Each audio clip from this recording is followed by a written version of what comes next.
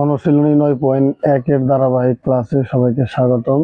আজকে আমরা 19 নম্বর অঙ্কের সমাধান করব। 19 নম্বর প্রমাণ করতে হবে যে root over 1 minus sine A by 1 plus sine A সমান sec a minus tan a। এটা আমরা লেফট হ্যান্ড সাইড থেকে শুরু করব। লেফট হ্যান্ড সাইড হলো root over 1 minus sine A by 1 plus sine এ।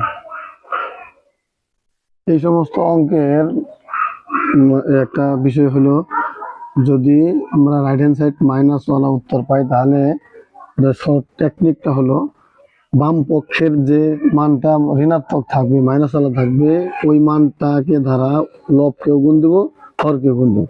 তাহলে থেকে মাইনাস টেন, যেহেতু রাইট হ্যান্ড সাইডে মাইনাস ওয়ালা আছে, তাহলে বাম পক্ষে মাইনাস ওয়ালা হলো 1 মাইনাস সাইনে। এটা হলো আমাদের টেকনিক। যদি ডান পক্ষ প্লাস ওয়ালা হইতো তাহলে এখানে প্লাস ওয়ালাকে দিয়ে উপরে গুণ দিতাম, নিচে করে দিতাম।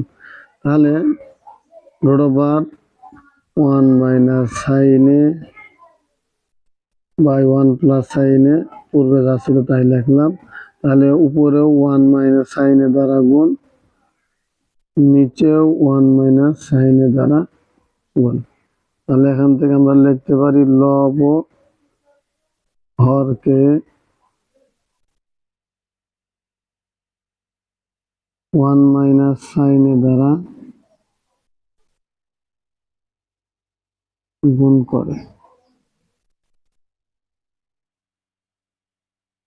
তাহলে উপরে গুণাকারে 1 মাইনাস সাইনে দুইটা আছে, তাহলে 1 মাইনাস সাইনে হোল স্কোয়ার। নিচে আমরা সূত্র যদি আমরা এ বি কল্পনা করি তাহলে a plus B into a minus B সমান সূত্র জানি আমরা square minus B square, square minus B square, তার মানে 1 মাইনাস সাইন স্কোয়ার এ। উপরে 1 minus sine A whole square যেমনি সামনে থাকবে। আমরা জানি 1 মাইনাস সাইন স্কোয়ার এ সমান সূত্র হলো কস স্কোয়ার এ। তো আমরা যার যার উপরে পাওয়ার আছে আমরা এক হোল পাওয়ার করে দিব, অথবা এক পাওয়ার করব। 1 minus sine A by cos A whole square. তাহলে পাওয়ার আর রুটে চলে গেলে কি থাকবে? 1 minus sine A by cos A. এখন 1 এর নিচেও কস কে আমরা দিয়ে দিব, মাইনাস চিহ্ন এ মাইনাস, সাইন এর নিচেও আমরা কস দিয়ে দিব। বিভাজন প্রক্রিয়া করলাম। 1 বাই সেক, 1 বাই কস মানে আমরা জানি হলো সেক, মাইনাস চিহ্ন মাইনাস, সাইন বাই কস মানে আমরা জানি হলো ট্যান। তাহলে আমাদের রাইট হ্যান্ড সাইড হলো সেকে মাইনাস টেনে প্রমাণ করতে হবে, কারণ সেকে মাইনাস টেনে মিলে গেছে। তাহলে রাইট হ্যান্ড সাইড প্রমাণিত। 20 নম্বর অঙ্কটা হলো root over sec a plus 1 by sec a minus 1 সমান cot a plus cosec a।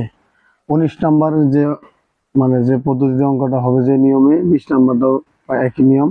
তো এখানে একটা বিষয় হলো 19 নম্বরের যে নিয়মটা ছিল, আমরা এই সমস্ত অঙ্কের বেলায় খেয়াল রাখবো ডান পক্ষে কি আছে। ডান পক্ষ যদি প্লাস চিহ্ন বিশিষ্ট মান হয় তাহলে বাম পক্ষে যে মানটা আমাদের প্লাস চিহ্ন বিশিষ্ট আছে সেই মানকে দ্বারা লবকে গুণ দিব, হরকে গুণ দিব। এটা হবে আমাদের short technique.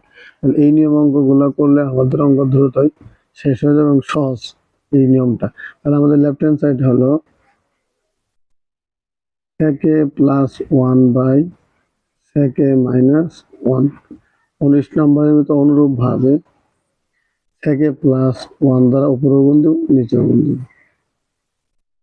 sec a plus 1 পূর্বে যা ছিল তাই আমরা লিখে নিব sec a মাইনাস 1। তাহলে sec a প্লাস 1 দ্বারা উপরে গুণন, নিচে গুণন, মানের কোনো পরিবর্তন হয় না। যদি আমরা কেটে দিই আগের লাইনে ফিরে আসবে। যাই হোক, তাহলে উপরে আমরা sec a প্লাস 1 দুইটা আছে, আমরা পাওয়ার আকারে লিখে রাখবো sec a plus 1 whole square. নিচে সূত্র বলছে সেটা হলো sec a plus 1 into sec a minus 1, তার মানে a স্কোয়ার মানে b স্কোয়ার। আমরা জানি sec a স্কোয়ারে মাইনাস 1 হবে।